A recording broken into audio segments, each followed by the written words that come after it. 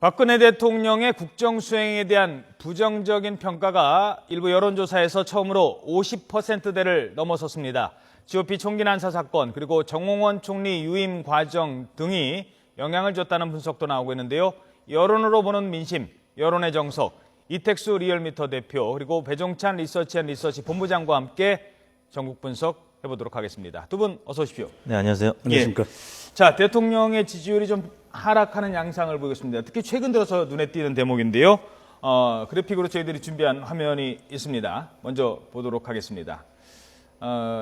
지금 보시는 화면은 한국 갤럽 조사인데요. 긍정평가가 42%, 59%였던 게 쭉 하락하더니 이제 42%까지 내려갔고요. 그 부정적 평가는 48%까지 올라갔습니다. 긍정과 부정이 바뀌었습니다. 하나 더 보도록 하죠. 리얼미터 조사 결과인데요. 리얼미터 조사는 긍정이 50%였다가 지금 쭉 내려갔어요. 45%, 44% 내려갔고요. 43.4%까지 내려갔습니다. 그리고 부정적인 평가가 50%까지 올라가는 양상을 보이고 있습니다. 자, 먼저 이택수 대표께서 분석을 좀 해주시죠. 하락세가 좀 커지고 있어요. 결국에는 이제 문창극 총리 지명 이후에 지지율이 이제 많이 빠졌던 건데요. 일단 이제 주간으로는 2주 연속 부정평가가 지금 높아졌고, 예.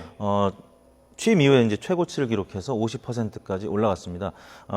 지금 뭐 2주 연속 부정평가가 이제 높다는 것은 이제 뭐 이런 레임덕까지 뭐 얘기가 나오고 있는데, 일단 정홍원 총리 이제 다시 유임 조치 이후에는 이제 뭐 하락세가 뭐 크진 않고요. 이제 좀 주춤해졌습니다. 그래서 뭐 지금 대안이 없는 어떤 고육책 아니냐 뭐 이렇게 평가하는 의견들이 이제 많이 있는 것 같습니다. 그래서 이제 하락세는 좀 멈춘 것 같은데 향후에 730 재보궐선거까지는 어차피 여야 간에 이제 격돌이 심화될 것이기 때문에, 그리고 앞으로 또 청문회가 계속 있죠. 그래서 지금 약세는 뭐 계속 면치를 못할 것 같고요. 다만 이번 주 목금에 시진핑 주석의 이제 방안이 있기 때문에 어느 정도 이제 소폭 회복세는 이제 나타날 것 같은데요. 그러니까 부정평가가 긍정평가를 계속 앞설 것이다라는 어떤 전망은 계속 유효할 것 같습니다. 예. 자, 이제 뭐 여론조사 전문가는 아닙니다만 추세가 중요하지 않습니까? 네. 숫자도 중요하지만 추세도 하락세가 계속 심화된다는 게 중요한 거고, 또 하나는 누가 부정으로 돌아섰느냐는 거죠. 누가 지지를 하다가 지지하지 않고 누가 긍정에서 부정으로 돌아가느냐. 이거는 보수층에서 또 그런 측면을 보인다는 이런 측면이 좀 있는 것 같아요. 어떻게 보십니까? 그렇습니다. 현재 대통령의 지지율이 부정평가가 계속 두드러지는 이유는 지금 현재 모든 여론의 중심이 인사 문제에 놓여 있기 때문입니다. 아하. 부정적인 이슈는 뚜렷하게 부각되어 있는 반면 예. 대통령의 긍정평가 요인이 될 수 있는 대북 정책이나 외교 안보 문제는 아직까지 특별한 이슈로 부각되고 있지 않는 이유이거든요. 예. 게다가 이제 하반기부터는 본격적인 경제 부분에 있어서의 성과가 무엇이냐를 묻기 시작할 텐데, 바로 이 부분이 이 국민들의 관심을 모으지 못하는 그런 이유가 가장 큰 이유가 될 수 있겠고요. 예. 조금 더 구체적으로 분석을 해봅니다.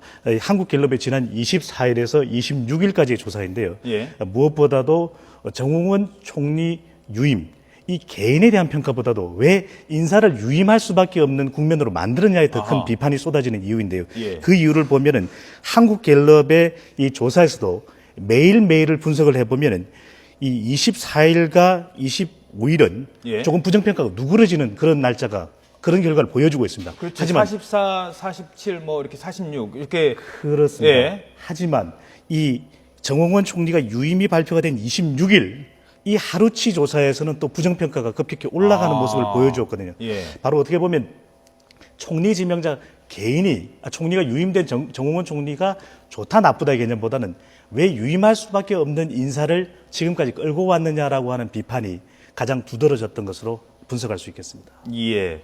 이택수 대표께서는 네. 어떻게 보세요? 특히 이제 그 총리를 계속 대통령 인사청문 보고서를 계속 미루면서 네. 재가를 요청을 미루면서 대통령이 사람을 뽑아놨으면 거기에 대해서 좀 더 적극적으로 옹호를 해주거나 아니면은 빨리 결단을 내려야 되는데 이러지도 않는 저러지도 않는 모습이 오히려 더 보수층에게 이탈을 하게 만드는 측면이 있었다는 얘기가 있거든요. 일부 이제 보수층 중에서도 이제 가장 오른쪽에 있는 이제 극우 보수층에서는 뭐 일부 이제 실망감을 표시하면서 이탈한 측면도 있는데 예. 일단 이제 문창극 총리 지명자에 대한 이제 반감이 워낙 강했었죠. 그래서 10명 중에 한 7명가량이 뭐 당 내 조사조차도 그렇게 나타났기 때문에 워낙 반감이 컸었던 인사라서 청와대에서도 어떻게 사퇴를 시키느냐 이제 절차의 문제를 고민했었던 거지. 예. 일단은 뭐 계속 임명하는 데까지 가기는 좀 어려웠던 측면이 있고요. 뭐 그런 차원에서 일부 이제 보수층이 이탈도 있지만 일단 가장 큰 부분은 이제 중도층과 진보층이 이탈을 한 거고요. 20대, 30대 부정평가가 많이 늘었고 특히 40대 부정평가가 굉장히 많이 늘었습니다. 그래서 박근혜 대통령이 문재인 대통령 후보를 이겼을 때가 뭐 대략 40대에서 한 15%의 열세였는데 지금은 뭐 한 20, 30% 열세로 지금 그 부정평가가 많아졌기 때문에 지금의 현상이 나타나고 있는 거고요. 지역별로는 영남권 외에 이제 강원도 지역만 한 50% 정도 이상의 긍정평가가 있고 예. 나머지 지역은 다 이제 50% 미만으로 떨어졌습니다. 그런 차원에서 여러 가지 이 연령대면이나 아니면 지역별로 지금 열세 그 지역 계층이 늘어났다는 점인데 예. 일단 이제 보수층은 결국에는 730 재보궐선거 때도 집토끼로 분류가 되죠. 이제 이분들은 결국에는 새누리당 이제 후보를 선출할 가능성이 이제 많은데 일단 뭐 재보궐선거가 지금 15개 지역으로 이제 확정되지 않았습니까? 그렇죠. 근데 지금 원래는 9대 6으로 새누리당 의석이 많았었는데 예. 지금 지난번 6사 지방선거 이제 표심을 보니까 대략 반대로 9대 6으로 이제 새누리당이 열세인 것으로 나타났는데 뭐 만약에 이 상태가 계속 지속이 된다면 새누리당은 이제 어떻게 보면 참패죠. 그래서 과반 의석 네, 과반 의석은 뭐 조금 예. 이제 넘는 수준으로 갈 수 있겠으나 그래도 150석을 좀 여유 있게 넘어섰던 과거의 의석과 비교해서는 뭐 간신히 넘는 수준으로 예. 지금 예상이 되고 있기 때문에 굉장히 어려운 그 하반기 이제 의회가 되지 않을까 이렇게 보고 있습니다. 예. 이 부분을 조금 더 분석을 해볼 거예요. 인사 문제는 무엇보다도 대통령이 직접적으로 행사하는 것이기 때문에 예. 야권에 대한 영향도 중요하겠지만 무엇보다도 지지층인 그렇죠. 보수층의 영향도 상당히 중요하거든요. 앞서 관련된 조사 결과들을 보면은 이 문창극 총리 지명자에 대해서도 대통령의 긍정 평가자 중에서도 한 30%가 넘는 숫자는 입장을 못 밝혔던 예. 그런 결과를 볼 수 있었다는 것은 좀 더 대통령이 인사 문제에 대해서 과감한 설명과 이 원칙적인 대응을 해주면 좋겠다라는 지지층의 입장도 분명히 담겨 있는 것이거든요. 특히 이런 부분 때문에 최근에 대통령 지지층의 이탈을 보면 50대가 이탈하고 있는 것을 볼 수가 있습니다. 예. 중요한 것은 바로 이 50대 지지층의 이탈은 무엇보다도 730 재보궐선거는 주로 연령대가 높은 4, 5, 60대 이상의 그렇죠. 투표자들이 많다는 점에서 이들이 야 성향의 성격을 가지게 될 경우에는 상당히 타격이 될 수 있다는 부분이거든요. 말 그대로 본래의 지지층의 이탈을 최소화할 수 있는 좀 더 신속한 인사 대응 그리고 이들이 원했던 어떤 보수적인 정체성의 뚜렷한 부각 이런 부분들이 좀 더 대통령의 입장을 분명히 밝혀줄 수 있느냐 바로 이러한 요구에 좀 대응도 필요해 보입니다. 예. 자, 그나마 이제 지금 대북 정책이라든가 또는 그 외교 관계 이런 데서 높은 점수를 받아왔던 박근혜 대통령이기 때문에 시진핑 주석의 방한 이런 걸 계기로 뭔가 좀 반등의 기회를 찾을 수도 있을 것 같아요. 어떻습니까? 그렇습니다. 뭐 대략 지금 긍정과 부정의 차이가 한 8 내지 한 10% 정도. 그래서 한 예를 들어서 4%나 5% 정도 긍정 평가가 이제 증가하게 되면 긍정이 부정을 이제 넘어서게 되는 것이겠죠. 이제 과거 그 외교 이 정상회담 과정을 보면 이 뭐 중국이나 미국 이제 강대국 정상들과 만났을 때는 지지율이 항상 올랐었습니다. 반대로 뭐 지난번에 뭐 중앙아시아 등등 강대국이 아닌 경우에는 뭐 지지율에 큰 변화는 없었는데 예. 일단 시진핑 주석이 아마도 뭐 큰 선물을 갖고 오지 않겠느냐라고 생각하는 유권자들이 있고 예. 또 중국이 이제 어느 국가보다도 굉장히 우리 이 한반도 정세에 영향을 많이 미치는 국가고 지금 어느 때보다 한중 관계는 굉장히 우호적이죠. 그래서 제가 볼 때는 뭐 목금 정상회담이 있은 다음에는 지지율이 한 3%포인트 안팎 오르지 않을까 싶고요. 그렇게 예. 될 경우에는 긍정 부정 평가가 뭐 비슷한 수준으로 가지 않을까 싶습니다. 박근혜 대통령의 지지율의 특징은 또 견고한 물론 뭐 지금 50% 밑으로 내려갔다고 합니다만 그럼에도 불구하고 견고하게 지지하는 층이 있다. 이거는 국정 수행에 또 큰 버팀목이 좀 될 수도 있는 부분이거든요. 집토끼 측면에서는. 대통령의 부정평가가 상당히 늘어난 것은 분명합니다. 하지만 긍정평가만 놓고 보면은 이 대통령이 다른 역대 대통령과 비교할 때 김대중 대통령보다는 낫지만 임기 2년차 지금 시점의 대통령으로서 아주 낮은 평가를 받는 것은 아니거든요. 하지만 문제는 인사 문제가 대부분의 부정평가를 차지한다라는 것이 아하. 가장 큰 문제라고 분석을 할 수 있습니다. 그렇다면 부정평가자 10명 중 4명이 문제 삼고 있는 이 인사 문제를 얼마만큼 빨리 7월 초에 청문회와 함께 일단락시키느냐가 하나의 관전 포인트가 될 수 있고요. 예. 그렇기 때문에 대통령의 지지도의 분기점이 다시 한번 변화하는 시점은 이 청문회가 일단락되고 일종의 새누리당의 컨벤션 효과를 누릴 수 있는 7.14 전당대 예. 그 시점에 다시 한번 더 변동이 있을 것으로 보이는데요. 무엇보다도 이전에는 이 외교 국제 관계, 예. 중국의 시진핑 주석이 방문할 경우에 상당한 효과를 누릴 수 있었겠지만 지금의 인사 문제가 그러한 효과를 가리고 있는 측면도 상당히 강합니다. 알겠습니다. 그런 면에서 이 부분을 얼마만큼 대통령의 입장으로서는 이 중국과의 어떤 방문, 이 문제를 효과를 극대화시키는가도 좀 살펴볼 필요가 있겠습니다. 예. 그러면서 이제 대두가 되는 게 인사청문회인데요. 야당에서만은 김명수 교육부 장관 후보자 그리고 이병기 국정원장 후보자 이 두 명은 반드시 낙마시키겠다 뭐 이렇게 지금 벼르고 있어요. 어떻게 전망하십니까? 일단 김명수 후보자의 경우에는 이제 제자들이 또 대필 문제를 들고 나섰다는 그렇죠. 점에서 굉장히 곤혹스러운 상황이 오늘 뭐 또 됐고요. 일간지에 보니까 또 나오고 네, 있더라고요. 그리고 이제 이완구 원내대표가 그 객관적인 사실이 입증이 된다면 또 재고해 볼 필요가 있다고 오늘 방송에서 얘기를 예. 했었습니다. 그래서 김명수 후보자의 경우에는 조금 아무래도 이제 좀 흐린 과정이 되고 있고요. 나머지 이제 이병기 이제 후보자의 경우에는 뭐 아직까지 뭐 개인적인 어떤 비리보다는 이제 당을 위해서 했다는 뭐 그런 차원에서 당에서는 좀 엄호하는 지금 차원이고요. 그래서 예. 이병기 후보자는 아직까지는 좀 불확실한 상황입니다. 통과가 될지 아니면 뭐 물론 이제 그 대통령이 임명하면 되는 것이겠지만 일단은 좀 그런 상황이고요. 나머지 이제 그 후보자 오늘 뭐 국방부 장관 후보자는 임명이 이제 될 것으로 이제 전망이 그렇죠. 되고 있고요.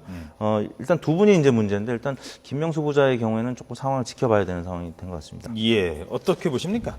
근데 무엇보다도 지금 이후부터의 인사는 얼마만큼 신속하게 정부 또는 여당이 이 지명된 사람에 대해서 설명을 하느냐. 왜냐하면은 또 한 번 이것이 논란이 될 경우에는 그 논란 자체만으로 여론에는 상당히 부정적이고 대통령 지지율에도 부정적으로 영향을 미칠 수가 있거든요. 무엇보다도 중요한 것은 이러한 논란 관계에 대해서 사실관계를 명확히 빨리 규명하는 것입니다. 이것이 말 그대로 실제로 문제가 있는 것이라면은 빨리 지명자가 조치를 취할 수 있는 부분이고 예. 단순한 논란이라면 정쟁화되는 부분에 대해서는 청문 제도를 거쳐서 충분하게 그것을 소명한다면은 이런 문제가 여론상으로 경합하면서 일단락될 수가 있는 부분이거든요. 아하. 그렇지 않다면은 이 부분이 상당히 여론에 부정적으로 미칠 수 있다. 그런 면에서는 과거에 이 오바마 대통령이 취했던 것처럼 어떤 이 사실관계에 대한 대응팀 예. 이런 부분을 통해서 문제가 있다면 지명했더라도 신속하게 의사를 분명히 판단할 수 있는 어떤 조치 이 부분이 우리 국민들은 더 큰 논란으로 퍼지지 않기를 바라는 여론으로 또 한번 분석해 볼 필요가 있겠습니다. 알겠습니다. 자, 이런 가운데 재보궐선거를 앞두고 여당 내 당권 경쟁이 점점 더 점입 가경 치열해지고 있습니다. 새누리당 당권 경쟁인데요. 7.14 전당대회 가까우면서 두 후보 간에 아주 설전이 오가고 있습니다. 저희들이 그래픽으로 좀 정리를 한 게 있는데요. 그 내용을 살펴보도록 하겠습니다. 먼저 김무성 의원입니다. 네, 지난 28일 있었던 광주 돗자리 투어에서 박 대통령의 최근 지지율 하락을 언급하면서 지지율 하락 누가 만든 것이냐며 박 대통령이 독선에 빠진 면이 없지 않다고 박 대통령을 직접 겨냥한 발언을 하기도 했습니다. 그러자 29일 날 다음 날 친박계의 맏형격인 서청원 의원이 긴급 기자회견을 열었습니다. 반격에 나섰는데요. 야당의 부안회동에서 대통령 공격에 가세하는 것은 있을 수 없는 일이라고 밝혔습니다. 자, 이러면서 김 의원이 자신이 대표가 될 경우 친박 실세들이 3개월 안에 끌어내리려고 한다는 취지의 주장한 사실을 언급하면서 당을 분열시키는 것은 당권에 도전한 사람의 발언이라고 할 수 없다라고 얘기를 했습니다. 자, 이러면서 또 뭐 서로 어떤 수위 조절을 하는 그런 모습도 보이고 있었습니다만 옆에서 지켜보는 입장에서는요. 뭐 여론조사 전문가도 마찬가지고 기자들도 있습니다만 좀 너무 과열된 것 아니냐 이런 얘기도 있어요. 어떻게 보십니까? 그렇습니다. 이제 이 지방선거 이후에 이 전당대회가 일종의 새누리당으로서는 개혁과 혁신의 모멘텀, 국민의 여론을 좀 더 긍정적으로 반영시킬 수 있는 기회가 될 텐데 이런 갈등 관계는 지지층뿐만 아니라 일반 국민들이 보기에도 정치적인 혐오만 유발시킬 수가 있거든요. 예. 어떻게 보면은 지금 두 사람이 좀 더 정책적인 대결이 아니라 결과적으로는 또 하나의 중심이 되는 것은 박근혜 대통령하고의 관계, 이것이 설정된다라는 것이 어떻게 보면 대통령으로서 상당히 부담스러울 수밖에 없는 것입니다. 그렇다면은 지금 일종의 새누리당의 전당대회 방향 자체는 이런 갈등 요인을 좀 떨쳐내고 과연 새누리당이 어떤 개혁 방향으로 갈 것이냐를 중심으로 두 후보자가 상당히 어떤 여론의 지금 중심에 서 있기 때문에 경쟁하는 것이 새누리당으로서는 더 유리할 수 있다, 더 긍정적일 수 있다, 이렇게 분석할 수 있겠습니다. 예. 또 여당 지지자 입장에서 봐도 과거 전당대회 2008년도 때였나요? 그때 박희태, 정몽준 과열이 됐었고요. 그 이후에 박희태 대표가 당을 이끌어갈 때 정몽준 최고위원, 한 사람은 대표가 되고 한 사람은 최고위원이 되는 그런 구조기 때문에, 그리고 또 안상수, 홍준표 두 사람도 치열하게 다투지 않았습니까? 결국 안상수 대표 됐을 때 홍준표 대표는 그닥 협조적이지 않았습니다. 당 분위기를 그렇게 봤을 때 지금도 마찬가지가 되는 것 아니냐 이런 우려가 있거든요. 네, 뭐 결국에는 이제 공천권을 쥐고 있게 될 이제 대표이기 때문에 이제 2016년에 이제 총선이 있지 않습니까? 그렇기 그렇죠. 때문에 이제 그럴 거고요. 지난 6.4 지방선거의 평가에 따라서 이제 어느 쪽으로 힘이 실릴 것이냐 전망을 했었는데 굉장히 모호한 평가가 나왔었고 예. 이게 결국에는 여야가 무승부가 되면서 서청원 후보나 아니면 김무성 후보 어느 쪽도 유리한 이제 국면이 아니게 됐죠. 그리고 지금 판세가 워낙 박빙입니다. 그렇기 때문에 굉장히 치열한 그런 뭐 일종의 네거티브까지 지금 가고 있는데요.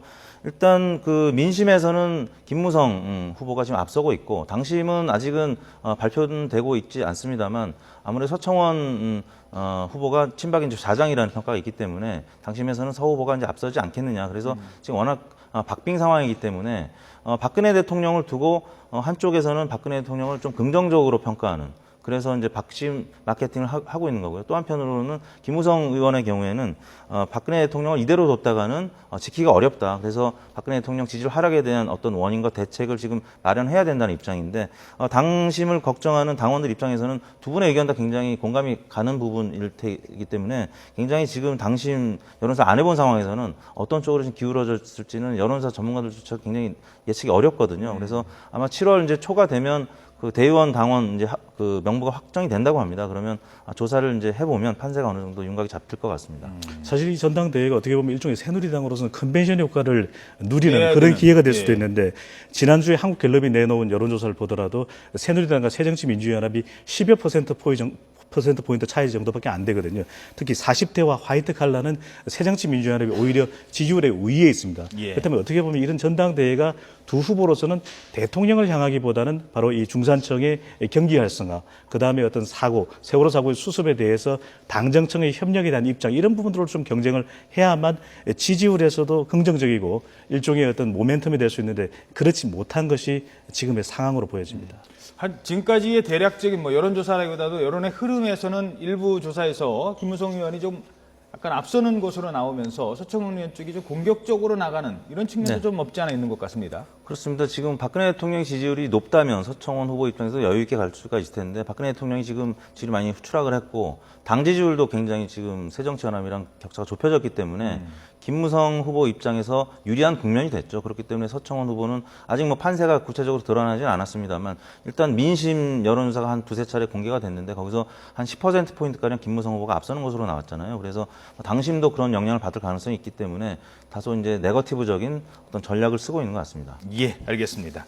자, 마지막으로 최근에 불거진 그 김기춘 비서실장 인사 책임론에 대해서도 두 사람의 입장이 조금 다르고 있거든요. 서청원 의원은 좀 문제가 없다라는 입장인 반면에 김무성 의원은 좀 책임을 져야 된다 이런 얘기가 나오고 있습니다. 자, 어떻게 보십니까? 그렇게 되는 가장 큰 이유가 지금 현재 국민 여론조사를 전당대회에서 관련해서 해보면 좀 더 여론조사만 놓고 보면 김무성 후보자가 전당대회 후보자가 조금 더 높게 나오는 이유가 있거든요. 그 이유는 대통령에 대해서 좀 더 개혁적인 발언, 말 그대로 쓴소리를 해달라고 하는 그 부분이거든요. 예. 바로 그 부분이 여론을 수렴해서 이 김무성 후보자가 이야기할 경우에는 비서실도 인사적인 문제에서 분명히 책임에서 자유로울 수 없다. 그런 발언을 하게 된 요인으로 보이고요. 특히 이제 중요한 것은 이 비서실장이 어떤 실세형으로서 어떤 여론의 중심이 되기보다는 좀 실무 보좌형으로 갔을 때 개혁적 목소리가 더 높아질 수 있다라는 그런 어떤 포석이 있는 것으로 보여집니다. 예, 알겠습니다. 네, 지금까지 여론 민심을 통해서 여론의 흐름을 짚어보는 여론의 정석 이택수 리얼미터 대표 배종찬 리서치 앤 리서치 본부장이었습니다. 두 분 오늘 말씀 고맙습니다. 네, 감사합니다.